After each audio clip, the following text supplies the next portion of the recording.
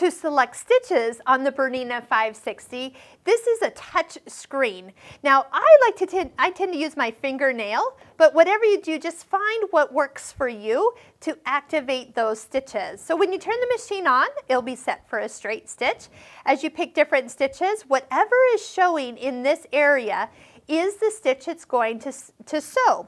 Now, once you arrow down and you see other stitches, but you have not selected one, whatever is showing, once again, will be the one that actually stitches. If we jump over to selecting decorative stitches in the decorative stitch tab, in the folders are lots of stitches again, arrowing down.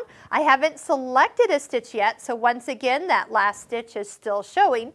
But when I'm ready to pick a stitch, then that stitch will show and I'm ready to sew it. So whatever stitch you see, and the picture is of that presser foot, that's exactly how it's going to stitch. So right now, as you look at the little leaves, it is going to start over here on the right side with the little indication of the little dot, and then it will stitch down and away. So if I was to mirror image it, for example, and it flips it, that's exactly what you are doing, is you're seeing exactly how it's going to stitch.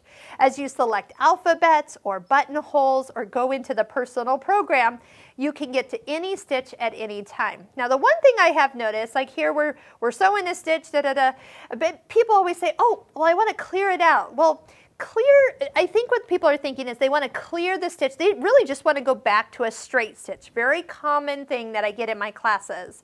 But if you want a straight stitch, clear doesn't know where you're going. Clear clears out the settings. So if you make something adjusted, clear clears the adjusted features, the width, length, needle position, or anything that you've turned on in the information. If you want to go back to a straight stitch, go to back to the utility menu and touch stitch number 1.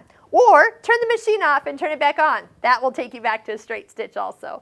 But just kind of keep that in mind. It doesn't read your mind. You just have to touch the stitch that you want to select.